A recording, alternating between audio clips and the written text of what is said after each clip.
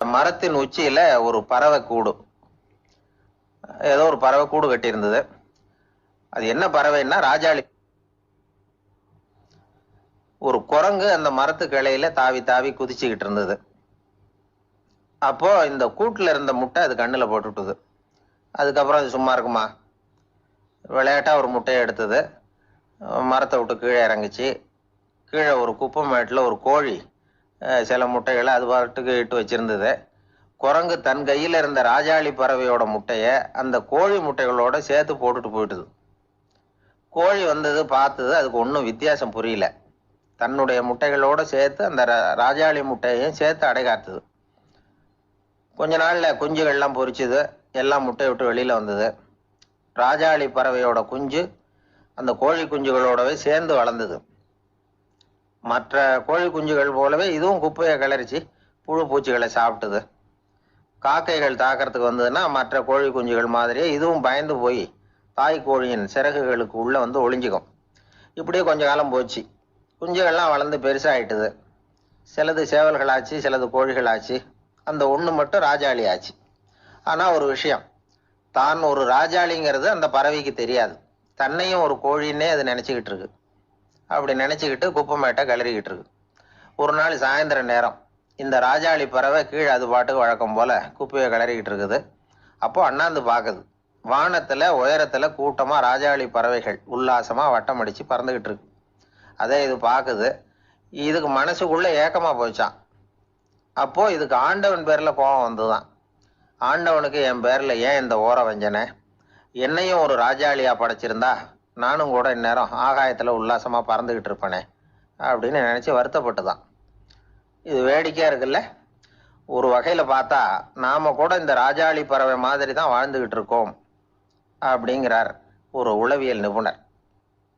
நம்மால எவ்வளவு வேலை செய்ய முடியும் அப்படின்னு நாம நினைச்சுக்கிட்டு இருக்கிறோமோ அதை விட பல மடங்கு நம்மால வேலை செய்ய முடியுமா? பல மடங்கு வேகமாகவும் வேலை செய்ய முடியும் அப்படிங்கிறார் அவர். நம்முடைய முழுமையான பலம் என்னங்கிறது நமக்கே தெரியறதில்ல. அதுதான் கஷ்டம். நம்முடைய பலம் தெரியாததுனாலதான் நாம எதுக்கு எடுத்தாலும் பயந்துகிட்டு இருக்கிறோம். ஒரு ஆள் இருந்தான். அவனுக்கு எப்படின்னா கோழியை கண்டா பயப்படுவான். ஏன் கோழியை கண்டா பயம்னா, அவனுக்கு மனசுக்குள்ள தான் ஒரு புழுன்னு நினைப்பு. தன்னை ஒரு புழுவா நினைக்கும் பொழுது, புழுன்னா கோழி வந்து கொத்தும்ல, அதனால கோழியை கண்டு பயப்பட ஆரம்பிச்சிட்டான். இவன் நடுங்கிடுவான். எதிரில் கோழி வந்ததுன்னா உடம்பு பூரா நடுங்க ஆரம்பிச்சிடும். வீட்டில் இருக்கிறவங்க பார்த்தாங்க. இவனை அழைச்சிட்டு போய் ஒரு மனநோய் மருத்துவமனையில சேர்த்துட்டாங்க. அங்க உள்ள டாக்டர் இவருக்கு சிகிச்சையெல்லாம் கொடுத்தார். ஒரு வாரம் இவனை தங்க வச்சு வேண்டிய சிகிச்சையெல்லாம் கொடுத்து மன ரீதியாக அவனை மாற்றி, சரி இனிமேல் நீ வீட்டுக்கு போகலாம்னு சொல்லி அனுப்பி வச்சார். வீட்டுக்கு புறப்பட்டான். அப்போ சொன்னார், இதை பாருப்பா, நீ வீட்டுக்கு போகலாம், நேராக வீட்டுக்கு போ, நல்லா ஞாபகம் வச்சுக்கோ, இனிமே வந்து நீ ஒரு புழு கிடையாது, மனுஷன், தைரியமா புறப்படு, போயிட்டு வா அப்படின்னு சொல்லி வழி அனுப்பி வச்சார். சரிங்க டாக்டர்னு சொல்லிவிட்டு இவன் புறப்பட்டு போனான். பாதி வழி போயிருப்பான். லேசா நிமிர்ந்து பார்க்கறான், எதிரில் ஒரு கோழி வந்துகிட்டு இருக்கு. அது பாட்டுக்கு சாதாரணமா நடந்து வந்துகிட்டு இருந்தது. அவ்வளவுதான், இவன் உடம்பு கிடுகிடுன்னு ஆட ஆரம்பிச்சுட்டுது. திரும்பி ஓடி வந்துட்டான். டாக்டர் கேட்டார், ஏன்பா திரும்பி ஓடி வந்துட்டேன்னு. பாதி தூரம் போயிட்டேன் டாக்டர், எதிரில் ஒரு கோழி வந்துகிட்டு இருக்குது, அதான் பயமா இருந்தது வந்துட்டேன்னா. டாக்டருக்கு ஒரு மாதிரி ஆயிடுது. அவர் சொன்னார், இதை பாருப்பா, நான் தான் சொன்னேனே, நீ ஒரு புழு இல்லை, மனுஷன். இனிமே நீ புழு கிடையாது, நீ ஒரு மனுஷன். நீ ஒரு புழு இல்லைங்கிறது இன்னமும் உனக்கு புரியலையா அப்படின்னார் டாக்டர். நான் புழு இல்லைங்கிறது எனக்கு தெரிஞ்சுட்டுது டாக்டர், இது அந்த கோழிக்கு தெரியுமான்னு தெரியலையே அப்படின்னா. இவெல்லாம் எந்த காலத்துல மாறுறது? அதனால வாழ்க்கையில வெற்றி பெறணும் அப்படின்னு நினைக்கிறவங்க யாரா இருந்தாலும் தன்னுடைய பலம் என்ன அப்படிங்கிறத முதல்ல புரிஞ்சுக்கணும். தன்னுடைய சக்தியை புரிஞ்சுக்கிட்டவன் வெற்றி பெறுவது நிச்சயம். இந்த உலகத்துல எல்லாருக்கும் மகிழ்ச்சி தரக்கூடிய ஒரு பொருள் எது? இது ஒரு முக்கியமான கேள்வி. இந்த கேள்விக்கு பொருத்தமான ஒரு பதிலை உங்களால சொல்ல முடியுமா? அதாவது கொஞ்சம் யோசிச்சு பார்த்தா பணம்னு சொல்லலாமா? இப்போ கையில் காசு இல்லாதவங்ககிட்ட ஒரு 10 ரூபாயை கொடுத்தா அது அவனுக்கு சந்தோஷத்தை கொடுக்கும். ஏற்கனவே வருமான வரி பிரச்சனையில் சிக்கி இருக்கிறவர்கிட்ட இன்னும் கொஞ்சம் பணம் இந்தாங்கன்னு சொல்லி கொடுத்தோம்னா அது அவருக்கு சங்கடத்தை தான் கொடுக்கும். அதனால் அந்த கேள்விக்கு பணங்கிறது பொருத்தமான பதிலாக இருக்க முடியாது. கேள்வி என்னன்னா, இந்த உலகத்தில் எல்லாருக்கும் மகிழ்ச்சி தரக்கூடிய ஒரு பொருள் எது? சரி, இனிப்புன்னு சொல்லலாமா? ஏன்னா எல்லாருக்கும் இனிக்க தானே செய்யும். அதுலேயும் ஒரு சிக்கல் இருக்குது. சர்க்கரை வியாதிகாரங்களுக்கு அது என்ன சந்தோஷத்தையாக கொடுக்கும்? ஆக எல்லாருக்கும் வேறுபாடு எதுவும் இல்லாமல் மகிழ்ச்சியை கொடுக்கக்கூடியது வேற ஏதோ ஒன்று இருக்குது. அது என்னன்னு கண்டுபிடிக்கணும். அதுதான் இன்றைக்கி தகவல். அதை கண்டுபிடிக்கணும்னா இந்த கதையை கேட்கணும். அது என்ன கதைன்னா, ஒரு ஊரில் ஒரு ராஜா இருந்தார். அவருக்கும் இதே சந்தேகம் வந்துட்டுது. அதாவது எல்லாருக்கும் இன்பம் தரக்கூடிய பொருள் எது அப்படின்னு. இதுக்கு பதில் தெரிஞ்சுக்கிறதுக்கு ஆசைப்பட்டார். சரி, அதுக்கு என்ன செய்யலாம்னு யோசனை பண்ணார். நாட்டு மக்களுக்கு பகிரங்கமாக ஒரு அறிவிப்பு கொடுத்தார். நம்ம நாட்டு மக்கள் இன்பம் தரக்கூடிய பொருள் எதுன்னு நினைக்கிறாங்களோ அதை கொண்டுகிட்டு வந்து அரண்மனையில் உள்ள கண்காட்சி மண்டபத்தில் வைக்கலாம். அப்படி அவங்க வைக்கிற பொருள்களில் எது எல்லாருக்கும் இன்பம் தரக்கூடியதாக இருக்குமோ அதை வச்சவருக்கு 1000 பொற்காசுகள் பரிசு அப்படின்னு அறிவிப்பு கொடுத்துட்டார். ஜனங்கள் இந்த அறிவிப்பை கேட்டாங்க. அதுக்கப்புறம் சும்மா இருப்பாங்களா? 1000 பொற்காசுன்னா சும்மாவா? அவங்க கையில் என்னென்ன கிடைச்சதோ அதையெல்லாம் கொண்டாந்து அரண்மனை காட்சி மண்டபத்தில் வச்சுட்டாங்க. அதுக்கப்புறமா ராஜா அங்கே வந்தார். ஒவ்வொன்றா பார்த்துக்கிட்டே வந்தார். முதல்ல ஒரு குயில் இருந்தது, இனிமையாக பாடக்கூடிய குயில். இந்த குயிலோட இன்னிசை எல்லாருக்கும் இன்பம் தரக்கூடியது தான். இருந்தாலும் காது கேட்காதவங்களுக்கு இந்த இசை எப்படி இன்பம் தர முடியும்? அதனால் இது சரியில்லைன்னு விட்டார். அடுத்தபடியாக போனார். அங்கே என்ன வச்சுருக்குறாங்கன்னு பார்த்தா ஒரு அழகான மயில் அங்கே தோகை விரித்து ஆடிக்கிட்டு இருக்குது. இந்த மயிலோட ஆட்டம் மனசுக்கு இன்பம் தரக்கூடியது தான். இருந்தாலும் பார்வை இல்லாதவங்க இந்த ஆட்டத்தை பார்த்து ரசிக்க முடியுமா? முடியாது. அதனால் இதுவும் சரியில்லை அப்படின்னு சொல்லிவிட்டார். அதுக்கு அடுத்தபடியாக போனார். பல வகையான இனிப்பு பண்டங்களை வச்சுருந்தாங்க. பார்த்தார், வயசானவங்களுக்கும் நோயாளிகளுக்கும் இது இன்பம் தராது, துன்பம் தான் கொடுக்கும் அப்படின்னார். இப்படி ஒவ்வொன்றா பார்த்துக்கிட்டே போகிறார். அழகான மலர்கள், கனிகள், ஓவியங்கள் எதுவுமே பொருத்தமாக தெரியல. சகல பேருக்கும் இன்பம் தரக்கூடிய வகையில் எதுவும் இல்லை. கடைசியாக வந்தார். அங்கே ஒரு களிமண் பொம்மை இருந்தது. அது என்ன பொம்மை தெரியுமா? பசியால் வாடி இருக்கிற ஒருத்தருக்கு ஒரு அம்மா இனிமையாக பேசிக்கிட்டு சோறு போடுறது மாதிரி அந்த பொம்மையை செஞ்சுருந்தாங்க. அதுக்கு கீழே அன்பு அப்படின்னு எழுதியிருந்துதான். ராஜா பளிச்சுன்னு ஒரு முடிவுக்கு வந்தார். அந்த பொம்மையை செஞ்ச சிற்பியை வரவழைச்சார், பரிசு கொடுத்தார். அன்பு ஒன்று தான் எல்லாருக்கும் இன்பம் அளிக்கக்கூடிய பொருள். காது கேட்காதவங்களும் அதை கேட்க முடியும், பார்வை இல்லாதவங்களும் அதை பார்க்க முடியும், குழந்தைகளும் அதை உணர முடியும் அப்படின்னு அதுக்கு விளக்கம் கொடுத்தார் அந்த மன்னர். இந்த உலகத்தில் எல்லாருக்கும் மகிழ்ச்சி தரக்கூடிய ஒரு பொருள் அன்பு தான். அதை புரிஞ்சுக்கிட்டு தான் சில கணவன்மார்கள் மனைவி பேரில் ரொம்ப அன்பை காட்டிக்கிறது வழக்கம். ஒரு வீட்டு வாசப்படி பக்கமாக மழைக்கு ஒதுங்கினார் ஒருத்தர். மழை தூரிக்கிட்டு இருந்தது, இருட்டு நேரம். அந்த வீட்டில் இருந்தவர், இன்னைக்கு ராத்திரி வேணும்னா இங்கேயே தங்கிட்டு காலையில் போங்க அப்படின்னார். உடனே இவர் சொன்னார், ரொம்ப நன்றிங்க, ஒரு 10 நிமிஷத்தில் இதை வந்துடுறேன் அப்படின்னு சொல்லிவிட்டு எங்கேயோ ஓடினார். 10 நிமிஷம் கழித்து திரும்பி வந்தார். ஆமாம், எங்கே போயிட்டு வந்தீங்கன்னு கேட்டார் வீட்டில் இருந்தவர். நேராக எங்கள் வீட்டுக்கு போய் மனைவி கிட்ட இன்னைக்கு ராத்திரி இங்கேயே தங்கிக்கிறேன்னு சொல்லிவிட்டு வந்துட்டேன் அப்படின்னார் அவர். அன்புல இது ஒரு ரகம். ஒரு வயசான அம்மா தெரு வழியாக போயிட்டு இருந்தாங்க. அவங்க கையில் எண்ணத்தையோ வச்சுக்கிட்டு அதை அடிக்கடி பார்த்துக்கிட்டே இருந்தாங்க. ஒருத்தன் மெதுவாக அவங்கக்கிட்ட போய் கையில் இருக்கிறது என்ன அப்படின்னு எட்டி பார்த்தா அவங்க கையில் 4 பல் இருந்துதான். இவன் ஆச்சரியமாக அந்த அம்மாவை பார்த்தான். ஏம்மா, உனக்கு என்ன பைத்தியமா? ஏது இந்த பல்லு? இதை என்னத்துக்காக கையில் வச்சுக்கிட்டு அலைஞ்சிக்கிட்டு இருக்கிற அப்படின்னு கேட்டிருக்கான். அதுக்கு அந்த அம்மா விவரம் சொல்ல ஆரம்பித்தாங்களாம். இதை பாருப்பா, எனக்கு ஒரு மகன் இருந்தான். அவனை ரொம்ப செல்லமாக வளர்த்தேன். அவனை தரையிலே நடக்க விடுறதில்ல, எப்பவும் தூக்கி வச்சுக்கிட்டு இருப்பேன். அவன் நல்லா பெரியவனாகி பள்ளிக்கூடம் போகிறப்ப கூட அவன் புஸ்தக மூட்டையை நான் தான் சுமந்துக்கிட்டு போவேன். பார்க்குறவங்க கூட கேலி பண்ணுவாங்க, ஏம்மா படிக்க போகிறது நீயா உன் பிள்ளையான்னு கேட்பாங்க. அவன் இன்னைக்கு எவ்வளவோ பெரிய மனுஷன் ஆகிட்டான். வெளிநாட்டில் பெரிய உத்தியோகத்தில் இருக்கான். சமீபத்தில் இங்கே வந்துட்டு போனான். ஒரு நாள் ஏதோ கோபத்தில் என்னை அரைஞ்சுட்டான். அப்போ இந்த 4 பல்லும் கீழே விழுந்துட்டுது. இன்னமும் கூட விழுந்திருக்கும், ஆனால் பல்லு தான் இல்லை. என் புள்ள அரைஞ்சதுனால விழுந்த பல்லு இல்லையா அது? அதனால் இதை எப்பவும் என் கையிலேயே வச்சுக்கிட்டு ஆசையோடு பார்த்துக்கிட்டு இருக்கிறேன். அவன் தான் வெளிநாட்டுக்கு போட்டான். அவனை பார்க்க முடியாத ஏக்கத்தை நான் இந்த பல்லை பார்த்து போக்கிக்கிறேன் அப்படின்னு நாங்களாம் அந்த அம்மா. இந்த கதை எதுக்காகன்னா தாய் அன்பு அப்படிங்கிறது எப்படிப்பட்டதுங்கிறத புரிஞ்சுக்கிறதுக்காக. கல்யாணம் ஆனதுக்கு அப்புறம் தாயை மறந்து விடுறவங்க எத்தனை பேர் இந்த உலகத்தில்? அவங்க காதில் வேணுங்கிறதுக்காக தான் இந்த தகவல். ஆனால் ஒரு விஷயம் மட்டும் நல்லா புரிஞ்சுக்கணும். தாயை மதிக்க தெரிஞ்சவங்க தான் இன்றைக்கி வாழ்க்கையில் எல்லா விதத்துலேயும் முன்னுக்கு வந்திருக்கிறாங்க. வேணும்னா விசாரித்து பார்த்துக்குங்க. இன்னொரு அம்மா இருந்தாங்க. அவங்க தினமும் ஒரு கோயிலுக்கு வருவாங்க. சாமியை பார்த்து, கடவுளே நான் இறந்து போனால் நரகத்துக்கு போகணும் அப்படின்னு வேண்டிக்குவாங்களாம். எல்லாரும் சொர்க்கத்துக்கு போகணும்னு தானே கடவுள்கிட்ட வேண்டிக்குவாங்க. இந்த அம்மா தினம் நான் நரகத்துக்கு போகணும் அப்படின்னு வேண்டிக்கிறாங்க. அங்கேருந்து அர்ச்சகருக்கு இது சந்தேகம். ஒரு நாள் அதை நேரடியாகவே அவங்கக்கிட்ட கேட்டுவிட்டார். அதுக்கு அந்த அம்மா பதில் சொன்னாங்களாம், ஐயா, எனக்கு கல்யாணம் ஆகி ரொம்ப நாள் வரைக்கும் குழந்தை பாக்கியம் இல்லாமல் இருந்தது.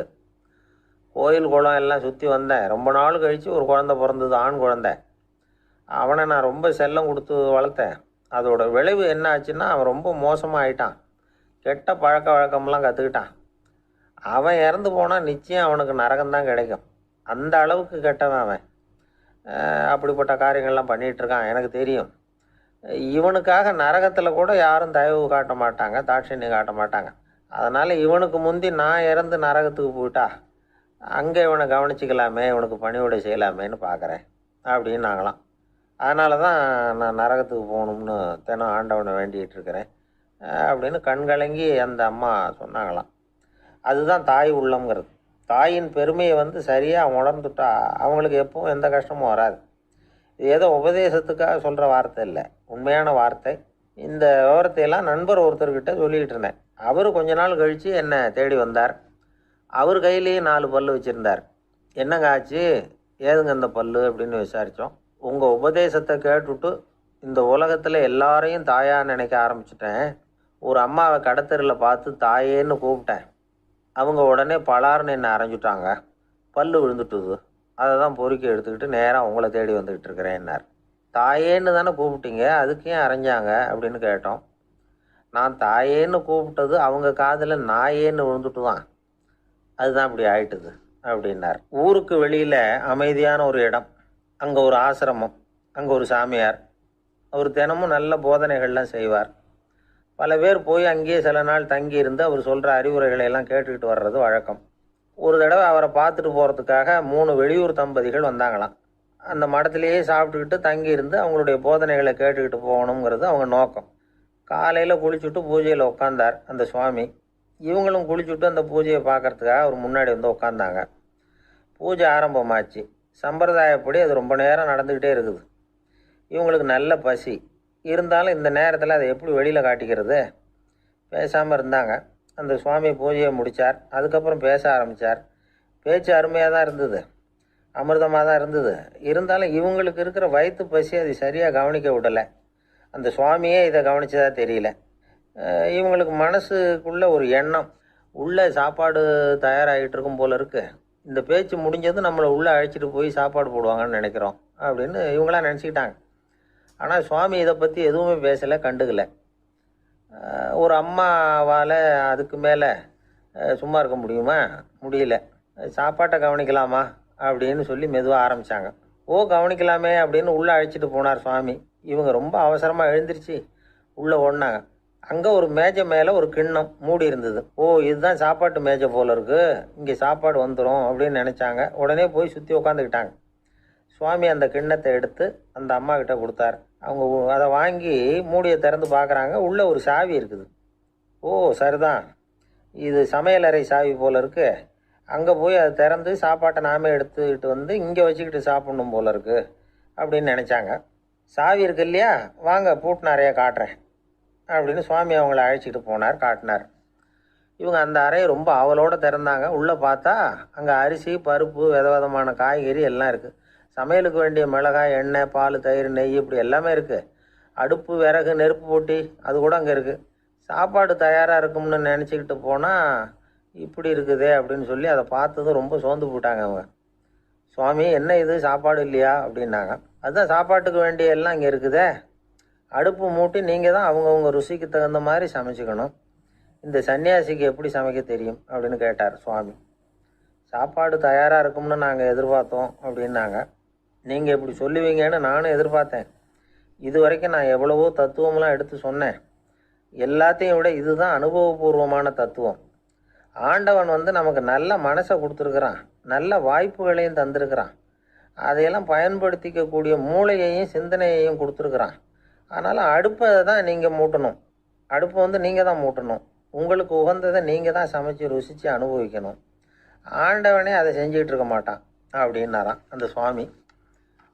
நம்முடைய வாழ்க்கையில் பல நல்ல பலன்களை பெறுறதுக்கு நாம் தான் முயற்சி பண்ணணும். அதுக்குரிய சூழ்நிலையை தான் ஆண்டவன் கொடுப்பானே தவிர அதை விளக்கறதுக்காக தான் அந்த சுவாமி அப்படி செஞ்சு காட்டியிருக்கிறார். இது ஒரு பெரியவர் இப்படி ஒரு விளக்கம் கொடுத்தார். அதுக்கப்புறம் அந்த 3 தம்பதிகளும் தெளிவடைஞ்சுட்டாங்களாம். நாம் தெளிவடைகிறது எப்போங்கிறது தான் தெரியல அப்படின்னு பல பேர் இதை கேட்டுட்டு சொல்லிகிட்டு இருக்கிறாங்க. இந்த கதையை நம்முடைய நண்பர் ஒருத்தர்கிட்ட சொன்னேன். அந்த நண்பர் ரொம்ப சந்தோஷப்பட்டார். நீங்கள் சொல்கிறது கரெக்டு சார், ஆனால் நான் அதை விட ஒரு படி மேலே சார். எனக்கெல்லாம் அரிசி பருப்பு இருக்கிற ரூம் எதுன்னு கையை காட்டிட்டா போதும், உடனே கிண்ணத்துலேருந்து சாவியை எடுத்து கொடுக்கணுங்கிற அவசியம்லாம் இல்லை எனக்கு. அப்புறம் எப்படி ரூமை திறந்துருவீங்க அப்படின்னு கேட்டேன். பூட்டை உடச்சி திறந்துருவேன், அதுதான் எனக்கு பழக்கம்.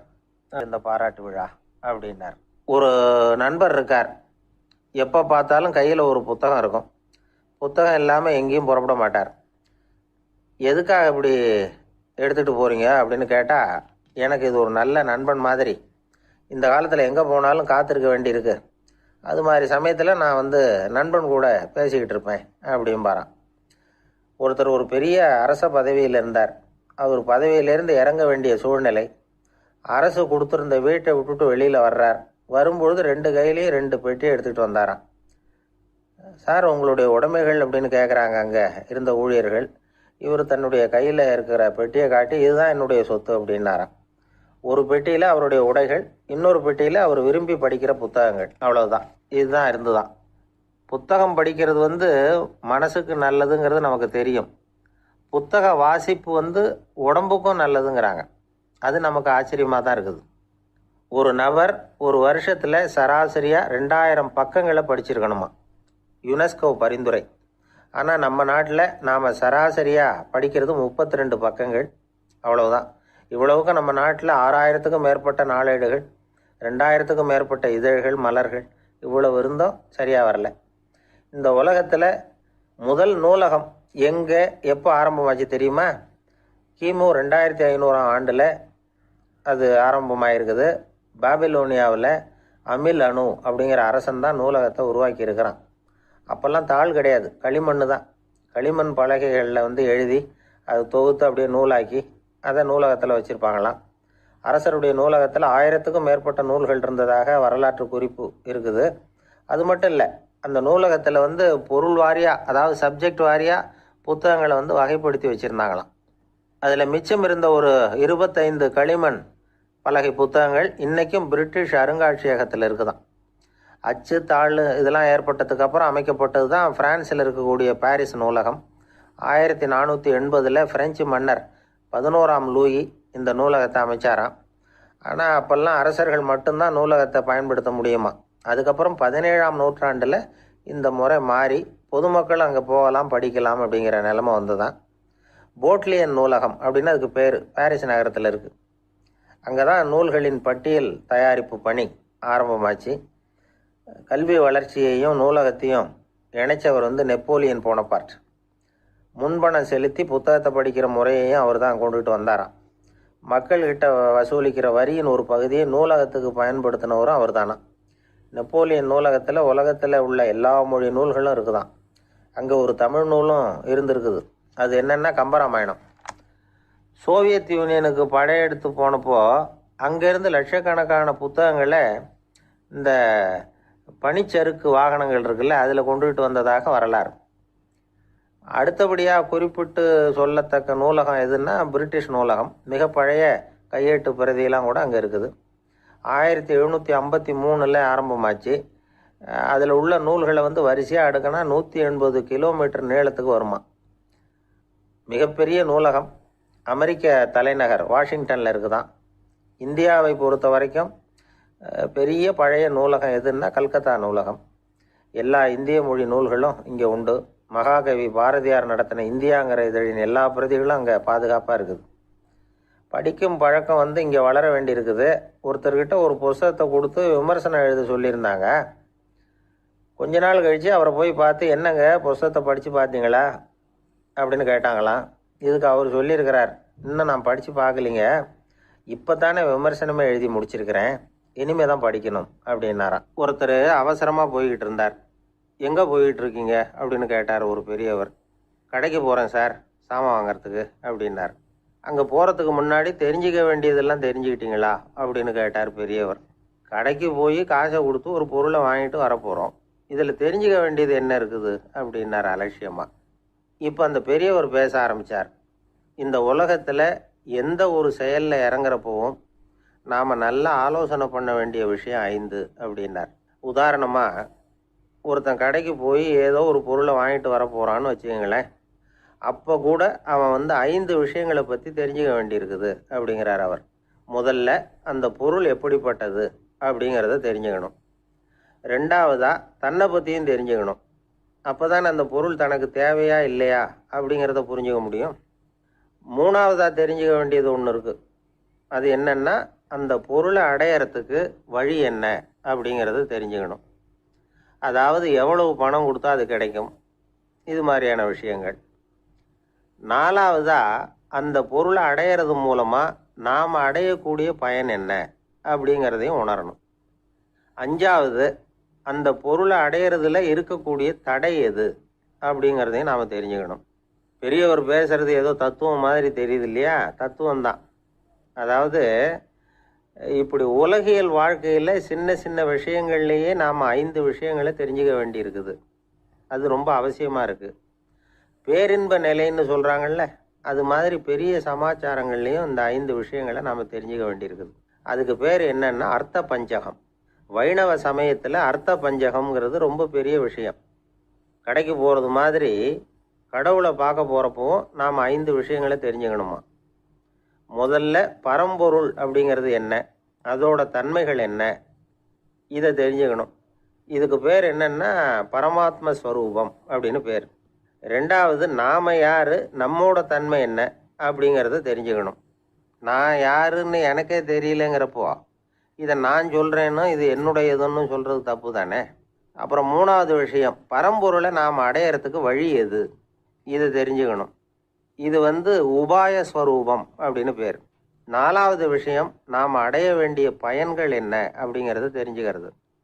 இதுக்கு புருஷார்த்தம் அப்படின்னு பேர். அஞ்சாவது, அந்த பயனை அடைய விடாமல் தடுக்கிற தடைகள் யாவை அப்படிங்கிறது தெரிஞ்சுக்கிறது. இது விரோதி ஸ்வரூபம். இதைத்தான் தடையியல் அப்படின்னு சொல்கிறாங்க. அதாவது பரமாத்மாவை பற்றிய அறிவு, ஜீவாத்மாவை பற்றிய அறிவு, உபாயம் பற்றிய அறிவு, புருஷார்த்தம் பற்றிய அறிவு, இந்த 4 அறிவுக்கும் எதிரடையா, அதாவது அதையெல்லாம் தப்பாக புரிஞ்சுக்கிறதால உண்டாகக்கூடிய அறிவு விரோதி ஸ்வரூபம். என்ன இது தகவலில் ஏதாவது கதை சொல்லுவீங்கன்னு பார்த்தா ஏதோ தத்துவம் பேசிக்கிட்டு இருக்கிறீங்களே அப்படின்னு நினைக்கலாம். இதுவும் தெரிஞ்சுக்க வேண்டிய ஒரு பெரிய விஷயந்தான். காதில் போட்டு வச்சா எப்போவாவது உபயோகப்படும். என்னுடைய நண்பர் ஒருத்தர் ஒரு நாள் என்கிட்ட சொன்னார், சார், அடுத்த மாதம் தஞ்சாவூரில் ஒரு கல்யாணம், போகிறதா வேண்டாமா அப்படின்னு ஒரே குழப்பமாக இருக்குது அப்படின்னார். நான் உடனே இந்த அர்த்த பஞ்சக உபதேசம் பண்ண ஆரம்பித்தேன்.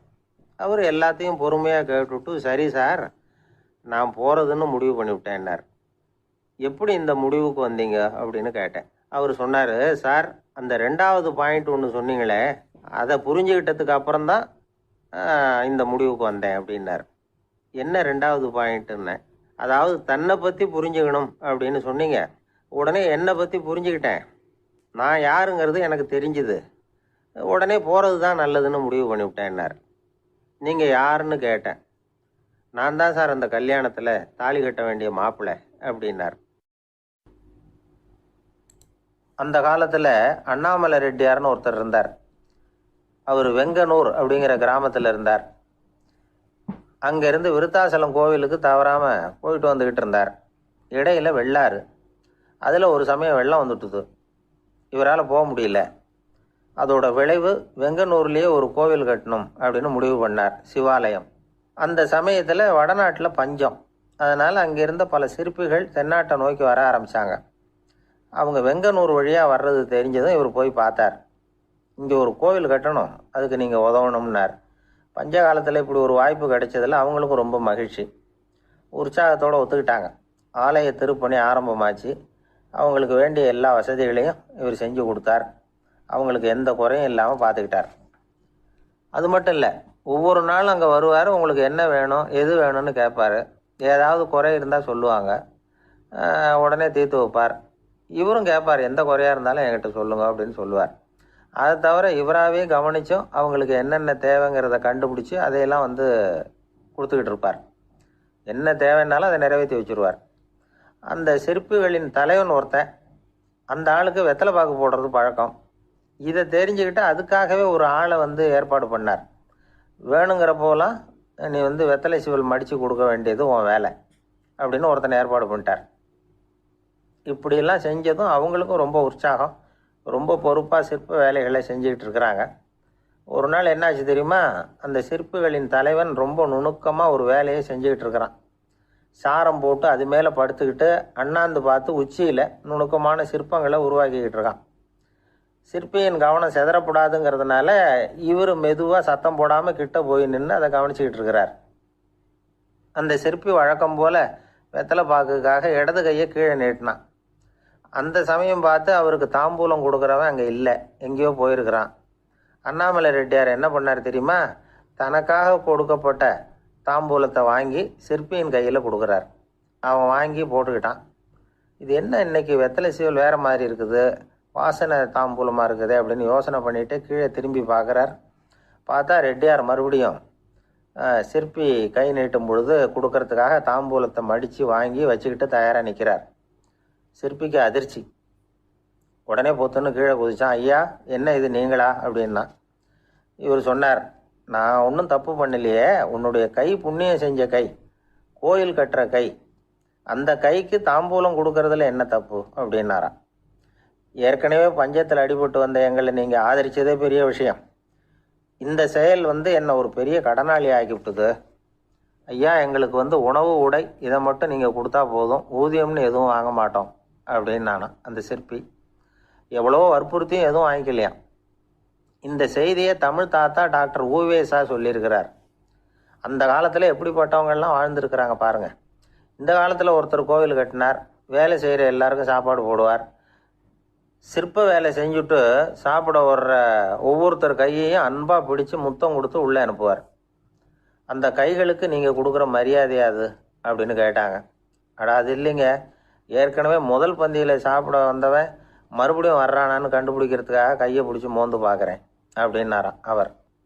பிரம்மத்தை அறிந்தவன் பிரம்மமாகிறான் அப்படின்னு ஒரு பெரியவர் பேசினார் ஒரு கோவிலில். தைத்திரிய உபனிஷத்து அப்படி சொல்லுதான். இதை கேட்கும் பொழுது நமக்கு ஒரு சந்தேகம் வரும். அது எப்படி? பிரம்மத்தை அறிந்தவன் பிரம்மம் ஆகிறான்னா, சிங்கத்தை அறிந்தவன் சிங்கம் ஆகிறானா, தோசையை அறிந்தவன் தோசை ஆகிறானா? இப்படிப்பட்ட சந்தேகம் நமக்கு வர்றதுல ஒன்றும் ஆச்சரியம் இல்லை. இது இயற்கை. இதுக்கும் அந்த பெரியவரே பதில் சொல்கிறார். சிங்கம் வேற, நாம வேற. அதனால் சிங்கத்தை அறிந்தவன் சிங்கம் ஆக மாட்டான். ஆனால் பிரம்மம் வேற, நாம வேற இல்லை. அதனால் பிரம்மத்தை அறிந்தவன் பிரம்மமாகிறான் அப்படிங்கிறது அவரோட விளக்கம். மனிதன் அவன்தான் தான் பிரம்மங்கிறது தெரியாதனால தான் அதை வேற எங்கேயோ தேடிட்டு இருக்கிறான். கடைசியில் அது தான் தாங்கிறது புரிஞ்சுக்கிற பொழுது அவன் பிரம்மம் ஆயிடுறான். இதை விளக்கிறதுக்கு ஒரு உபநிஷத்து கதையே இருக்குது. நமக்கு தெரிஞ்ச கதை தான், ஆனால் அதை வேறு விதமான அர்த்தத்தில் விளையாட்டாக சொல்லிகிட்டு இருக்கிறோம். ஒரு சமயம் ஒரு 10 நண்பர்கள் ஒரு காட்டு வழியாக போய்கிட்டு இருக்கிறாங்க. குறுக்க ஒரு நதி, அதை கடந்து அடுத்த பக்கம் போகணும். எல்லாரும் ஒரு வழியாக கடந்து அடுத்த கரைக்கு போய் சேர்ந்துட்டாங்க. அங்கே போய் சேர்ந்ததுக்கப்புறம் எல்லாரும் பத்திரமா சேர்ந்துட்டோமா அப்படின்னு தெரிஞ்சுக்கிறதுக்காக எண்ணி பார்க்குறான் அந்த கூட்டத்து தலைவன். அவங்க மொத்தம் 10 பேர். ஆனால் அவன் எண்ணி பார்க்குறப்போ 9 தான் வருது. ஏன்னா அவன் தன்னை விட்டுவிட்டான். எதிரில் நிற்கிறவங்கள மட்டுமே எண்ணுறான். ஐயோ 10வது ஆள் எங்கேங்கிறான், பதறான். சரி நீ இரு, நான் எண்ணி பார்க்குறேன்னு சொல்லிவிட்டு இன்னொருத்தன் எண்ணுறான். அவனும் தன்னை விட்டுட்டு எண்ணுறான். 9 தான் வருது. எல்லாரும் கொய்யோ முறையோன்னு கத்த ஆரம்பிச்சிட்டாங்க. அந்த சமயத்தில் ஒரு பெரியவர் அந்த பக்கமாக வர்றார். என்ன விஷயம்னு விசாரிக்கிறார். 10வது ஆள் 6 அடிச்சுட்டு போட்டுது அப்படின்னு சொல்லி இவங்க அழறாங்க. சரி அழாதீங்க அப்படின்னு சொல்லி அந்த தலைவனை பார்த்து இப்படி வாங்குறார். வர்றான். இப்போ எனக்கு முன்னாடி ஒரு தரம் எண்ணு பார்க்கலாம்ங்கிறார். 1 2 3ன்னு ஆரம்பித்து 9ல் வந்து முடிக்கிறான். உடனே பெரியவர் நீ தான் அந்த 10வது ஆள் அப்படிங்கிறார். இது உண்மை. நாம தான் அது. நாம தான் நம்மளை வேற எங்கேயோ தேடிட்டு இருக்கிறோம். நாம் எங்கேயோ தேடிட்டு இருக்கிறோமே, அந்த பிரம்மம் நாம தான். இப்படி ஒரு பெரிய உண்மையை விளக்கறதுக்காக தான் அப்படி ஒரு கதை சொல்லப்பட்டது. ஆனால் அதை வந்து நாம் வேறு விதமாக வேடிக்கையாக உபயோகப்படுத்திக்கிட்டு இருக்கிறோம். எப்படி தெரியுமா? ஒரு ஆத்தங்கரையில் ஒரு 10 பேர் முழிச்சுக்கிட்டே நின்றுக்கிட்டு இருந்தாங்களாம். அந்த பக்கமாக வந்த ஒருத்தன் ஏன் இப்படி முழிச்சுக்கிட்டு நிற்கிறீங்கன்னு கேட்டிருக்கிறான். எங்களுக்கு நீச்சல் தெரியாது, நாங்கள்லாம் அடுத்த கரைக்கு போய் சேரணும் அப்படின்னாங்களாம். சரி, நாங்கள் விட்டுட்டு போய் விடுறேன். எல்லாரும் அக்கறைக்கு போய் சேர்ந்த உடனே ஆளுக்கு ₹1 வீதமாக மொத்தம் ₹10 எனக்கு கொடுக்கணும் அப்படின்ட்டுருக்கான் இவன். சரின்னு ஒத்துக்கிட்டாங்க. இவன் ஒவ்வொருத்தராக கையை பிடிச்சி மெதுவாக ஆற்றுல இறக்கி அழைச்சிட்டு போயிட்டான். 9 பேரை கரை சேர்த்துட்டான். 10வது ஆள் பாதி ஆற்றுல போயிட்டு இருக்கிறப்போ திடீர்னு வெள்ளம் வந்துட்டுது. புடி நழுவி போச்சு. கையை விட்டுட்டான். வெள்ளம் அடிச்சிட்டு போட்டுது. அழைச்சிட்டு வந்தவன் நீச்சல் அடித்து தட்டு தடுமாறி கரைக்கு வந்து சேர்ந்துட்டான். கரையில் இருந்தவங்களுக்கு இந்த விஷயம் தெரியாது. இருந்தாலும் இவன் உடம்பு பூரா நனைஞ்சி கொஞ்சம் அதிகமாக மூச்சு வாங்க நின்றுக்கிட்டு இருந்தானா, ஏங்க ஏன் இப்படி மூச்சு வாங்குது, என்ன விஷயம் அப்படின்னு கேட்டாங்களாம். அதுக்கு இவன் கொஞ்சமாக அலட்டிக்காமல் சொன்னானா, வேற ஒன்றும் இல்லை, நீங்கள் கொடுக்க வேண்டிய ₹10ல் ₹1 குறைஞ்சி போச்சு, அவ்வளவுதான் அப்படின்னானா. ஒரு ஆள் ராமகிருஷ்ணரை தேடி வந்தான். அவன் கையில் 1000 பொற்காசுகள் வச்சுருந்தான். அதை அவர்கிட்ட கொடுத்து இதை ஏற்றுக்கணும் அப்படின்னு ரொம்ப பணிவாக கேட்டுக்கிட்டான். அவர் பார்த்தார், இது எனக்கு தேவையில்லை, ஆனாலும் உன்னுடைய மனசை புண்படுத்துறதுக்கு நான் விரும்பலை, அதனால் நீ கொடுக்குறத வாங்கிக்கிறேன்னார். வாங்கிக்கிட்டார். அப்புறம் கேட்டார், இதை பாரு, இனிமேல் இதெல்லாம் என்னுடைய இது தானே அப்படின்னார். ஆமாம், அதையெல்லாம் நான் உங்களுக்கே கொடுத்துட்டேன் அவன். சரி, இப்போ நீ எனக்காக ஒரு காரியம் பண்ணணும்னார். என்ன செய்யணும்னு சொல்லுங்கன்னா, இந்த நாணயங்களையெல்லாம் எடுத்துக்கிட்டு போய் கங்கை நதியில் எரிஞ்சுட்டு வா அப்படின்னார். இவனுக்கு அதிர்ச்சியாக போச்சு. என்ன பண்ணுறது, இனிமேல் அது முடியாதுன்னு சொல்ல முடியாது. ஏன்னா அந்த நாணயங்களையெல்லாம் அவருக்கே கொடுத்துட்டான். இனிமேல் அதெல்லாம் இவனுடையது இல்லை. பேசாமல் அவ்வளவே அள்ளிக்கிட்டு ஆத்தங்கரைக்கு போனான். போனவன் ரொம்ப நேரம் திரும்பியே வரல. ராமகிருஷ்ணருக்கு சந்தேகம், என்ன ஆச்சு அந்த மனுஷனுக்கு, காசுகளோடு அந்த கங்கையில் குதிச்சுட்டானா, போகும்பொழுதே ஒரு மாதிரியாக தான் போனான், போய் என்னன்னு பார்த்துட்டு வாங்க அப்படின்னார். அங்கே இருந்த ஒருத்தர் ஓடி போய் பார்த்தார். அவர் போய் பார்க்கும் பொழுது அவன் அங்கேயே இருந்தான். அதுக்கப்புறம் அவர் திரும்பி வந்தார். வந்து விவரத்தை சொன்னார். அதாவது அவன் கங்கை கரையில் உட்காந்துக்கிட்டு ஒவ்வொரு நாணயமாக 1 2ன்னு எண்ணி எண்ணி வீசிக்கிட்டு இருக்கிறான். அவனை சுற்றி ஒரு கும்பல் நின்றுக்கிட்டு அவனை தடுத்துக்கிட்டு இருக்குது அப்படின்னு விவரத்தை சொன்னார் போயிட்டு வந்தவர். இதை கேட்டதும் ராமகிருஷ்ணரே புறப்பட்டு அங்கே போனாராம். என்ன இப்படி பண்ணிகிட்டு இருக்கிற, நான் வந்து உன்னை அந்த நாணயங்களை கங்கையில் வீசி எறிய சொன்னேன், நீ ஏன் அதை எண்ணிக்கிட்டு இருக்கிற அப்படின்னார். பழக்கம்தான் காரணம், நான் ஒவ்வொரு நாளும் ஒவ்வொன்றா சேமித்து வச்சேன். இன்றைக்கி என்கிட்ட நிறைய இருக்குது, உங்களுக்கு ஒரு 1000 நாணயங்களை கொடுக்கணுங்கிறது என்னோட ஆசை அப்படின்னா. இப்போ ராமகிருஷ்ணர் சொன்னார், ஒரே நேரத்தில் எல்லாத்தையும் சம்பாதிச்சிருந்தா நீ வந்து எண்ணுறது பொருத்தமாக இருக்கும். எல்லாத்தையும் இழக்கும்போது ஒவ்வொன்றா எண்ணிக்கிட்டு இழக்கிறதுங்கிறது சரியான செயல் இல்லை. அதனால் ஒரே தடவையாக எல்லாத்தையும் தூக்கி எறிஞ்சிடும் அப்படின்னார். இது இழப்பது அப்படிங்கிற ஒரு உயர்ந்த நிலை. இதை நாம் யதார்த்த வாழ்க்கையில் சம்மந்தப்படுத்தி பார்த்து குழப்பிக்கிட்டு இருக்கக்கூடாது. இழக்கிறேன்னு சொல்லிக்கிட்டு இருக்கிற காசையெல்லாம் ஆற்றுலையும் குளத்துலையும் கொண்டு போய் எரிஞ்சிட்டு வாங்க அப்படின்னு உபதேசம் பண்ணுறதாக யாரும் நினச்சிடக்கூடாது. இதில் நாம் புரிஞ்சிக்க வேண்டியது என்னென்னா, எதையாவது ஒன்றை இன்னொருத்தருக்கு கொடுக்கணும் அப்படின்னு விருப்பப்பட்டால் அதை மனப்பூர்வமாக கொடுத்துடணும். கொடுத்துட்டு அதையே நினச்சிக்கிட்டு இருக்கக்கூடாது. நம்மால் ஒருத்தர் ஒரு ₹100 நோட்டை தன்னுடைய நண்பர் ஒருத்தர்கிட்ட கொடுத்து, இது உனக்கு தான் வச்சுக்கோ அப்படின்னார். அவர் பார்த்தார், இது இனிமேல் எனக்கு தானே சொந்தம் அப்படின்னார். ஆமான்னார் அவர். அப்படின்னா எனக்காக நீ ஒரு உதவி செய்யணும்னார். சொல்லுங்கள் செய்கிறேன்னார் அவர். இந்த ₹100 நோட்டை தீ வச்சு கொளுத்தி விடுன்னார். இவர் அதிர்ச்சியாகி அவரை பார்த்தார். இப்போ அவர் சொன்னார், நீ எனக்கு அன்பாக கொடுத்தது இது, இந்த நோட்டு கள்ள நோட்டுங்கிறது எனக்கு முன்னாடியே தெரியும், சீக்கிரம் கொளுத்தி விடு, அதுதான் நம்ம 2 பேருக்குமே நல்லது அப்படின்னாராம் அவர். ஏங்க எங்கே போயிட்டு வரீங்க அப்படின்னு கேட்டேன். எனக்கு வேண்டப்பட்ட ஒருத்தரை பார்த்து. ஆஸ்பத்திரிக்குன்னார். எந்த ஆஸ்பத்திரிக்குன்னே? மாட்டு ஆஸ்பத்திரிக்குன்னார். என்ன விஷயம்னே? மாமனாருக்கு உடம்பு சரியில்லை, அதுதான் மாட்டு ஆஸ்பத்திரிக்கு போயிட்டு வரேன்னார். அட பாவி, அதுக்கு அந்த ஆஸ்பத்திரிக்காக போவாங்க அப்படின்னு ஆச்சரியமா. அட அது இல்லைப்பா, முதல்ல எங்கள் குடும்ப டாக்டர் தான் தேடிக்கிட்டு போனேன், அவர் அந்த நேரத்தில் அவர் வளர்க்குற நாய்க்குட்டிக்கு உடம்பு சரியில்லைன்னு சொல்லி அதை தூக்கிக்கிட்டு மாட்டு ஆஸ்பத்திரிக்கு போயிட்டாராம் சொன்னாங்க. அதனால் அங்கே போய் அவரை சந்தித்து விஷயத்தை சொல்லிவிட்டு வர்றேன்னார். அப்புறம் தான் எனக்கு கொஞ்சம் நிம்மதியாக இருந்தது. பொதுவாக நமக்கு தெரிஞ்ச வரையில் டாக்டர்கள் 2 வகை. நமக்கு வைத்தியம் பண்ணுற டாக்டர்கள் ஒரு வகை, நம்மக்கிட்ட இருக்கிற ஆடு மாடு கோழிக்கு வைத்தியம் பண்ணுற டாக்டர்கள் ஒரு வகை.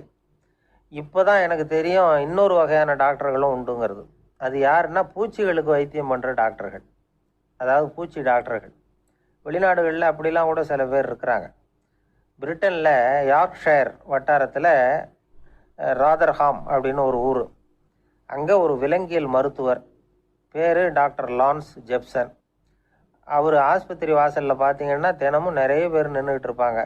கையில் கண்ணாடி குடுவை, தகர டப்பா இப்படி ஏதாவது இருக்கும். அதுக்குள்ளே ஏதாவது பூச்சிகள் இருக்கும்.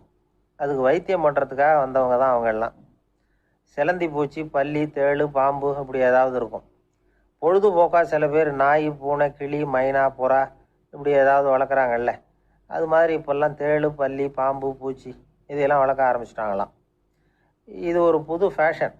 இப்போ கூண்டுக்குள்ளே டப்பாக்குள்ளே போட்டு வளர்க்குறது, அதுக்கு ஏதாவது நோய் வந்துட்டுதுன்னா வைத்தியம் பண்ணுறதுக்கு டாக்டர்கிட்ட வந்துட வேண்டியது, இப்படி இந்த பழக்கம்லாம் நிறையா வந்துட்டுது. ரத்தம் உறிஞ்சிற அட்டைகள் கூட இவங்ககிட்ட வைத்தியத்துக்கு வருதான். சிலந்திகளில் செங்கால் சிலந்தின்னு ஒரு வகை. மத்திய அமெரிக்க காடுகளில் இது அதிகம். சிலந்திகள்லேயே ரொம்ப விலை உசந்தது இந்த ரகம்தான். கால்களில் சிவப்பு கோடுகள் இருக்கும். இந்த இனம் இப்போ குறைஞ்சிக்கிட்டே வர்றதுனால சர்வதேச விதிகளின்படி இவற்றின் ஏற்றுமதி இறக்குமதிக்கு தடை விதிக்கப்பட்டிருக்குது. அதனால் இதை வளர்க்குறவங்க வீட்டுக்குள்ளேயே இனவிருத்தி மூலமாக பெருக்கி விற்பனை பண்ணிட்டு வராங்களாம். அந்த வகை சிலந்திகள் தான் இப்போ வைத்தியத்துக்கு அதிகமாக வருதான். சரி, இதுக்கெல்லாம் எப்படி வைத்தியம் பண்ணுறாங்க? முதல்ல அதை குளிர்பதன பெட்டியின் வழுவழுப்பான சுவரில் விட்ட உடனே அதெல்லாம் மெதுவாக இறங்கி வரும். அப்போ அதன் நோயை கண்டுபிடிக்கிறது சுலபம். அப்புறம் அதுக்கு கிருமிகளை கொல்லக்கூடிய மருந்துகளையோ வலி நிவாரண மருந்துகளையோ கொடுப்பாங்க. கால் உடைஞ்ச சிலந்திகளுக்கு பசையை கொண்டு ஆப்ரேஷன் பண்ணுவாங்க. சில சிலந்திகளுக்கு உடைஞ்ச காலை எடுத்துட்டா புதிய கால் வளர்ந்துடும்.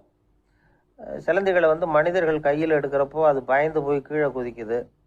அதனால் கால் உடஞ்சி விடுது, இல்லைன்னா வயிறு சேதமடையுது. அந்த நிலைமையில் வர்ற சிலந்திகளுக்கு மயக்க மருந்து கொடுத்து ஆப்ரேஷன்லாம் கூட பண்ணுறாங்களாம். பார்த்தீங்களா பூச்சிகளுக்கு வந்த வாழ்வே. நம்ம ஊர்லேயும் வீடுகளில் பூச்சிகள் வளர்க்குறது உண்டு. ஒருத்தர் வந்தார், எனக்கு 3000 கரப்பாம்பூச்சி அவசரமாக தேவைப்படுது, எங்கே கிடைக்கும்னு கேட்டார். கரப்பாம்பூச்சியா? அது என்னத்துக்குன்னு கேட்டோம். அது வேறு ஒன்றும் இல்லை, நான் குடியிருக்கிற வாடகை வீட்டை காலி பண்ண போகிறேன். வீட்டு சொந்தக்காரர் என்ன சொல்கிறாருன்னா, இந்த வீட்டுக்கு நான் குடி வந்தப்போ எப்படி இருந்ததோ அதே நிலைமையில் விட்டுட்டு போகணும்னு வீட்டுக்காரர் சொல்லியிருக்கிறார், அதனால தான் கேட்டேன் அப்படின்னார். ஒரு தந்தை தன்னோட பிள்ளைய ரொம்ப தைரியசாலியாக வளர்க்கணும்னு ஆசைப்பட்டார். அதுக்காக அவனை கூப்பிட்டு உட்கார வச்சு இப்படி உபதேசம் பண்ணார். இதை பாருப்பா, நான் உன்னாட்டம் இருக்கிறப்போலாம் எதுக்கும் பயப்பட மாட்டேன், ரொம்ப துணிச்சலாக இருப்பேன். ஒரு நாள் ஒரு அப்பாவி எலிய ஒரு பூனை துரத்திட்டு ஓடிச்சு. நான் உடனே என்ன செஞ்சேன் தெரியுமா? அந்த பூனையை பிடிச்சேன், அது வாலில் ஒரு பட்டாசு சரத்தை கட்டினேன், கொளுத்தி விட்டேன், படபடன்னு வெடிக்க ஆரம்பிச்சுட்டுது. அது துள்ளிக்கிட்டு அங்கேயும் இங்கேயும் ஓடி இருக்கு பாரு ஓட்டம், ரொம்ப தமாஷு அப்படின்னார் அப்பா. இப்படி சொல்லிவிட்டு பையனை பார்த்து, இதை கேட்குறதுக்கு உனக்கும் துணிச்சல் வருதா? நான் என்னுடைய செயலை நீ கேட்குறப்போ உனக்கு துணிச்சல் வருதா அப்படின்னு கேட்டார். வருதுன்னா பையன். எப்படின்னா அப்படிங்கிற விவரத்தையும் சொன்னான் அவன். அதாவது எலியை விரட்டினத்துக்காக பூனை வாலில் பட்டாசு கொளுத்துனீங்க நீங்கள், பூனையை விரட்டினத்துக்காக உங்கள் கழுத்தில் பட்டாசு சரத்தை மாட்டினா என்னென்னு தோணுது எனக்கு அப்படின்னா பையன். பையனோட துணிச்சல் அப்பாவே நடுங்க வச்சுட்டுது. அது சரி, ஒரு அப்பா பிள்ளைக்கு இப்படியா உபதேசம் பண்ணுறது? எல்லாருக்கிட்டையும் அன்பாக பழகிறது எப்படி அப்படின்னு சொல்லி கொடுக்கணும். பிஞ்சு உள்ளங்களில் நெஞ்ச தூவலாமா? ஒரு நாள் விநாயகர் ஒரு பூனையோடு விளையாடிக்கிட்டு இருந்தாராம். அப்படி ஆசையாக விளையாடிக்கிட்டு இருந்தப்ப அவரோட கை நகம் தவறுதெல்லாம் பூனையோட முகத்தில் பட்டுட்டு தான். அது ஒரு சின்ன கீறலை உண்டாகி விட்டுது. அப்பா அவர் அதை ஒரு பெருசாக நினைக்கல. கொஞ்ச நேரத்துக்கு அப்புறம் விநாயகர் வீட்டுக்கு வந்தார். அவங்க அம்மா பார்வதி தேவியை பார்த்தார். பார்வதி தேவி கன்னத்தில் விரலால் கீறினது மாதிரி ஒரு அடையாளம் இருந்தது. விநாயகருக்கு அதிர்ச்சி, ஆச்சரியம். நம்ம அம்மா இந்த உலகத்துக்கே தாயார், அப்பேற்பட்ட அவங்க முகத்திலேயே கீறலை உண்டாக்கக்கூடியவங்க யாராக இருக்க முடியும் அப்படின்னு யோசனை பண்ணார். தாயே, உன்னுடைய கன்னத்தில் இந்த வடு எப்படிம்மா ஏற்பட்டதுன்னு கேட்டார். குழந்தாய், இது நீ செஞ்ச காரியம்தான்ப்பா. உன்னுடைய கை நகம் கீறினதுனால ஏற்பட்ட வடு தான் இது அப்படின்னாங்க அவங்க. விநாயகர் திடுக்கிட்டு போட்டார். எப்படிம்மா அது? நான் எந்த காலத்துலேயும் ஒன்று அப்படி கீறினதாக எனக்கு நினைவு இல்லையே அப்படின்னார். இன்னைக்கு காலையில் ஒரு பூனையை கீறினதை நீ மறந்துட்டியா அப்படின்னாங்க அந்த அம்மா. விநாயகர் திகைச்சு போய் நின்னார். பார்வதி தேவி சொன்னாங்க, இதை பார்ப்பா, இந்த உலகத்தில் இருக்கக்கூடிய எல்லா உயிர்கள்லேயும் நான் இருக்கிறேன். நான் தான் இந்த உலகமாக ஆகியிருக்கிறேன். ஆகையினால நீ யாரை துன்புறுத்தினாலும் அது உண்மையிலேயே என்ன துன்புறுத்தினதாக தான் வந்து முடியும் அப்படின்னாங்க. விநாயகர் மனசுக்குள்ளே ஒரு வெளிச்சம் ஏற்பட்டு தான். அதுக்கப்புறம் அவர் யாரையுமே கல்யாணம் பண்ணிக்காததுக்கு அதுதான் காரணமா. இந்த உலகத்தில் எல்லாரையும், இங்கே இருக்கிற எல்லாத்தையும் தாயின் வடிவமாக அவர் பார்க்க ஆரம்பிச்சிட்டாராம். குருதேவர் ராமகிருஷ்ணர் இந்த கதையை எடுத்து சொல்லியிருக்கிறார். நபிகள் நாயகம் ஒரு தடவை ஒரு நாற்காலியில் உட்காந்து என்னமோ யோசனை பண்ணிட்டு இருந்திருக்கிறார். அப்போ அவரோட உடையில் ஒரு கீழ்ப்பகுதி தரையில் படிஞ்சு கிடந்திருக்குது. அங்கே விளையாடிக்கிட்டு இருந்த ஒரு பூனை அது மேலே வந்து படுத்து தூங்கி போச்சு. தொழுகை செய்ய வேண்டிய நேரம் வந்துட்டது. நபிகள் நாயகம் எழுந்திருக்க பார்த்தார். அப்போ தான் பூனை தன்னோட உடை மேலே படுத்து தூங்கிட்டு இருக்கிறது கண்ணில் படுது. பூனையோட தூக்கத்தை கலைக்க விரும்பல அவர். தன்னுடைய சகோதரியை கூப்பிட்டார். ஒரு கத்திரிக்கோள் எடுத்துகிட்டு வர சொன்னார். பூனை படுத்திருந்த உடை பகுதி மட்டும் இருக்குல்ல, அதை மட்டும் அதோட கத்திரிச்சு விட்டுட்டு அதுக்கப்புறம் அவர் எழுந்திரிச்சு தொழுகைக்கு போனாராம். அதாவது பிற உயிர்கள்கிட்ட எப்படி அன்பு காட்டணுங்கிறத பெரியவங்க எவ்வளவோ விதத்தில் நமக்கு எடுத்து காட்டியிருக்கிறாங்க. இருந்தாலும் எத்தனை பேர் மனசில் அதெல்லாம் உரைச்சிருக்குது? நாமளும் நம்ம ட்ரெஸ்ஸு மேலே ஒரு பூனை படுத்திருந்தா ஒரு கத்திரிக்கோலை தான் தேடுவோம், எடுத்துகிட்டு வர சொல்லுவோம். துணியை வெட்டுறதுக்கு பதிலாக இல்லை அதோட வாழை வெட்டினா என்ன அப்படின்னு தோணும். ஒரு ஆள் ரொம்ப பிரியமாக ஒரு பூனையை ஆற்றுல குளிப்பாட்டிக்கிட்டு இருந்தானா. எப்படி? அந்த பூனையை ஆற்று தண்ணியில் அமுக்கி அமுக்கி குளிப்பாட்டிக்கிட்டு இருக்கிறான். அந்த வழியாக போன பெரியவர் ஒருத்தர் இதை பார்த்தார். இதை பார்ப்பா, பூனையை அது மாதிரி ஆற்று தண்ணியில் அமுக்கி குளிப்பாட்டாத, மூச்சு திணறி செத்து போடும் அப்படின்னு அட்வைஸ் பண்ணார். நீ போய் அவன் வேலையை பார்த்துக்கிட்டு, எனக்கு எல்லாம் தெரியும்னா இவன். சரின்னு அவர் போயிட்டார். கொஞ்ச நேரம் கழித்து அவரே அந்த வழியாக திரும்பி வந்துக்கிட்டு இருந்தார். ஆற்றுல பூனையை குளிப்பாட்டிக்கிட்டு இருந்தவன் அழுதுகிட்டு உட்காந்துருக்கிறான். பக்கத்தில் அந்த பூனை செத்து கிடக்குது. இதை பார்த்தார் பெரியவர். நான் தான் அப்போவே சொன்னேனே அந்த பூனையை ஆற்றுல நினைக்காதேன்னு, அதை கேட்டிருந்தா இப்படி ஆயிருக்குமா அப்படின்னார். அந்த ஆள் கோபமாக இவரை முறைச்சி பார்த்தான். அட போய்யா, இந்த பூனை ஆற்றுல குளித்ததுனால ஒன்றும் செத்து போகல, குளித்ததுக்கு அப்புறம் அதோட உடம்பு ஈரமாக இருக்குதுன்னு அதை புழிஞ்சேன், அதனால தான் இப்படி ஆயிட்டுது அப்படின்னு நானாம். உலகத்தில் எது எதுக்கோ ஆராய்ச்சி கூடங்கள் இருக்குதுல்ல, அது மாதிரி தூக்கத்தை பற்றி ஆராய்ச்சி பண்ணுறதுக்கு ஒரு ஆராய்ச்சி கூடம் இருக்குது. அப்படி ஆராய்ச்சி பண்ணணும்னா அதுக்கு மூழ்கிக்கிட்டு இருக்கணும்ல. அதனால தான் அந்த ஆராய்ச்சி கூடம் இங்கே இல்லை. அமெரிக்காவில் பாஸ்டன் பல்கலைக்கழக மருத்துவமனையில் அது இருக்குது. அங்கே தூக்கத்தை பற்றி பல விதமான ஆராய்ச்சிகள் பண்ணிகிட்டு இருக்கிறாங்க. அந்த ஆராய்ச்சி கூடத்தில் இயக்குனராக இருக்கிற ஒரு நிபுணர் அவர் என்ன சொல்கிறார் தெரியுமா? உங்களுக்கு தூக்கம் வரலையா, நீங்கள் நல்லா தூங்குறதுக்கு தாராளமாக சில யோசனைகளை என்னால் சொல்ல முடியும் அப்படிங்கிறார். யோசனை தானே, காசா பணமாக கேட்டு வச்சுக்கலாமே. உணவு, மனநிலை, தூங்கும் இடத்தோட சூழ்நிலை, படுக்கைக்கு செல்கிறப்போ உள்ள பழக்க வழக்கங்கள், இது காரணமாக ஒருத்தருக்கு தூக்கம் வராமல் போகலாம். தூக்கம் வராததுக்கு இதுதான் காரணம்னா அதையெல்லாம் சுலபமாக கட்டுப்படுத்தலாங்கிறார் அவர். தூக்கத்தை வரவழைக்கக்கூடிய ஒரு நல்ல மருந்து உடற்பயிற்சி. ஆனால் ஒன்று, படுக்க போகிற நேரத்தில் இது மாதிரி உடற்பயிற்சிகள் எல்லாம் செய்யக்கூடாது. கொஞ்சம் முன்னாடி பகல்லையே இந்த பயிற்சிகளை செய்கிறது நல்லது. தூக்கம் வராமல் அவதிப்படுறவங்க பிற்பகல் நேரங்களில் காஃபி, டீ இது மாதிரி பானங்களை சாப்பிடக்கூடாது. மது அருந்துறது கூட தூக்கத்தை பாதிக்கும். வெது வெதுப்பான நீரில் குளிக்கிறது, தியானத்தில் ஈடுபடுறது, ஓய்வாக இருக்கிறது, படுக்கிறது, அதாவது படுக்கிறதுக்கு முன்னாடி ஒரு குவளை பால் சாப்பிட்றது, இதெல்லாம் தூக்கத்தை வரவழைக்கிறது ரொம்ப உதவியாக இருக்கும். இன்னொரு விஷயம் என்னென்னா, தூங்கி ஆகணுமேங்கிற கவலை வேண்டியதில்லை. அப்படி நினச்சி கவலைப்படுறதை விட்டுடணும். தூக்கம் வரலையா, உடனே படுக்கையை விட்டு எழுந்திரிக்க வேண்டியது. வெளியில் வாங்க, வேறு ஏதாவது வேலையில் ஈடுபடுங்க, கொஞ்சம் நேரம் உலாவுங்க, அல்லது ஏதாவது ஒரு புஸ்தகத்தை எடுத்து படிங்க. களைப்பு ஏற்பட்டால் மறுபடியும் படுக்கைக்கு போங்க. தூக்கம் தானே வந்துடும். ஒரு விஷயத்தை மட்டும் நல்லா ஞாபகத்தில் வச்சுக்கணும். படுக்கைக்கு போகிறப்போ உங்கள் மற்ற எல்லா பிரச்சனைகளையும் மறந்துடணும். அது எப்படி சார் முடியும்? அந்த நேரம் தானே எல்லா பிரச்சனையும் வரிசையாக ஞாபகத்துக்கு வருது அப்படின்னு நாம் நினைக்கலாம். ஆனால் பழக்கத்தில் அதை நாம் மாற்றிக்க முடியும். கொஞ்சம் முயற்சி பண்ணணும், அவ்வளோதான். இது எல்லாமே ஆராய்ச்சி பண்ணி பார்த்துட்டு அந்த நிபுணர் சொல்கிற கருத்து தான். இன்னொரு விஷயமும் அவர் சொல்கிறார். அது என்னென்னா, உடல் கோளாறு காரணமாக தூக்கம் வராமல் அவதிப்படுறவங்களுக்கெல்லாம் இந்த யோசனைகள் சரியாக வராது அப்படிங்கிறார். அதுக்கெல்லாம் மருத்துவ சிகிச்சை கொடுத்து தான் சரி பண்ணணும். சில பேருக்கு நடு ராத்திரியில் மூச்சு திணறல் ஏற்பட்டு தூக்கம் வராமல் போயிடும். ஊரெல்லாம் தூங்குறப்ப தான் மட்டும் தூங்காமல் மூழ்கிட்டு இருக்கிறது, ஊரெல்லாம் மூழ்கிட்டு இருக்கிறப்போ தான் மட்டும் தூங்குறது, இது மாதிரி கோளாறுகளால் சில பேர் பாதிக்கப்படலாம். காலு தசை முறுக்கிக்கிறதுனால சில பேருக்கு அடிக்கடி விழிப்பு வரலாம். மன அழற்சி காரணமாக சில பேருக்கு தூக்கம் வராது. இது மாதிரி கோளாறுகளுக்கெல்லாம் அதுக்கு தகுந்த மாதிரி சிகிச்சை கொடுத்து தான் சரி பண்ண வேண்டியிருக்கும். எந்த கோளாறும் இல்லாமல் தூக்கம் வரலைன்னா ஆரம்பத்தில் சொன்ன முறைகளை கடைபிடிச்சி பார்க்கலாம். தூக்கம் வந்ததுன்னா யோசனை சொன்ன அந்த நிபுணருக்கு நன்றி சொல்லலாம். ஒருத்தர், ஏன் சார் பஸ்ஸில் தூங்குறது கெட்ட பழக்கமானு கேட்டார். இல்லையே, நான் கூட பஸ்ஸில் போகிறப்ப தூங்கிட்டு தானே போவேன் அப்படின்னார் இன்னொருத்தர். அப்புறம் ஏன் என்ன டிரைவர் வேலை வேணாம்னு வீட்டுக்கு அனுப்பி வச்சுட்டாங்க அப்படின்னாராம் அவர். ஒருத்தரை பார்த்து உன்னுடைய நண்பர்கள் யார் அப்படின்னு ஒரு கேள்வி கேட்டு பாருங்க. கொஞ்சம் யோசித்து பதில் சொல்லுவாங்க. அவங்கக்கிட்டேயே உன்னுடைய எதிரிகள் யார் அப்படின்னு கேளுங்க, கடகடன்னு ஒப்பிச்சிருவாங்க. நம்ம மனசு இருக்க அது எப்படின்னா, நம்ம நண்பர்களை விட எதிரிகளை அது நல்லா ஞாபகத்தில் வச்சுக்கும். இது ஒரு ஆச்சரியமான உண்மை. உங்களால் நண்பர்களை மறந்துட முடியும், ஆனால் எதிரிகளை மறந்துட முடியாது. இது ஒரு வேடிக்கையான நிலைமை தான். அழகான தருணங்களை நாம் ஏன் மறந்துடுறோம்? இது இயற்கை. ஏன்னா நம்ம மனசு மலர்களை கவனிக்கிறதில்ல, அதில் இருக்கிற முள்ளை தான் கவனிக்குது. தன்னை காயப்படுத்துகிற எதையும் அது உடனே கண்டுகொள்ளுது. ஒரு தெளிந்த சிந்தனை உடைய மனசு மிக அழகாக உள்ள எல்லாத்தையும் கவனிக்கும். அது நன்றியுடன் உணரக்கூடிய எல்லாத்தையும் பார்த்து குறிச்சிக்கும். இப்படிப்பட்டவங்க வாழ்க்கை இயல்பாகவே நல்லா அமையும். அது ரொம்ப அபூர்வம்.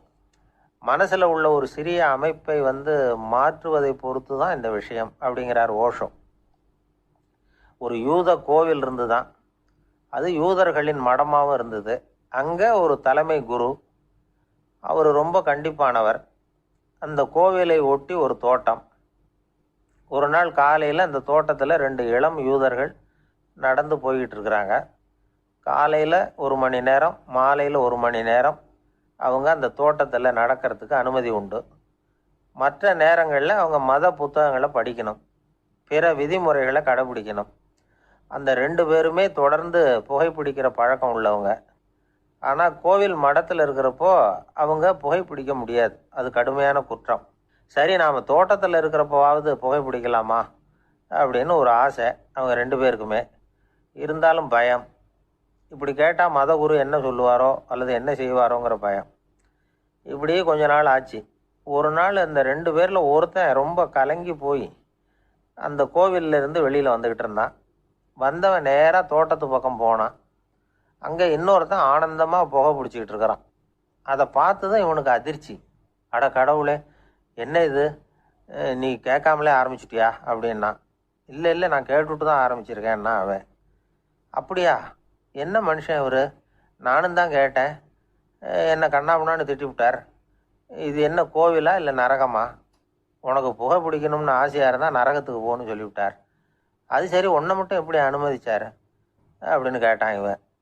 அவன் சிரிச்சுக்கிட்டே, நீ எப்படி கேட்ட சொல்லு அப்படின்னா. நாம் இந்த தோட்டத்துக்கு வர அனுமதிக்கப்பட்டிருக்கிறதே ஜபத்துக்காகத்தானே, அதனால் நான் ஜபம் சொல்லும் பொழுது புகை பிடிக்கலாமா அப்படின்னு கேட்டேன். அதுக்கு தான் அவர் சத்தம் போட்டு என்னை அடிக்கவே வந்துட்டார் அப்படின்னா இவன். நீ ஒரு மாதிரியாக கேட்டிருக்க, நான் வேறு மாதிரியாக கேட்டிருக்கிறேன். ஜபம் சொல்லும்போது புகை பிடிக்கலாமான்னு நீ கேட்டிருக்க. ஐயா, புகை பிடிக்கும் பொழுது ஜபிக்கலாமா அப்படின்னு நான் கேட்டேன். அதில் தப்பு ஒன்றும் இல்லை அப்படின்னு பதில் சொல்லிட்டார் அப்படின்னா. ஒரு சிறிய மாற்றம்தான் அது மிகப்பெரிய மாறுதலை ஏற்படுத்தி விட்டது. மனசு நல்ல விதமாக சிந்திக்க ஆரம்பிச்சுட்டுதுன்னா மகிழ்ச்சிக்கு பஞ்சம் இல்லை. ஒரு கஞ்சன் ஆற்றுல விழுந்துட்டான். வெள்ளத்தில் தத்தளிச்சுக்கிட்டு இருக்கிறான். கரையில் நின்ன ஒருத்தர், உன் கையை கொண்டா இப்படி பிடிச்சி இழுத்து கரையில் சேர்த்து விடுறேன்னார். எதையும் கொடுத்து பழக்கம் இல்லாத அவன் கையையும் கொடுக்க மாட்டேன்னுட்டான். இவர் பார்த்தார்.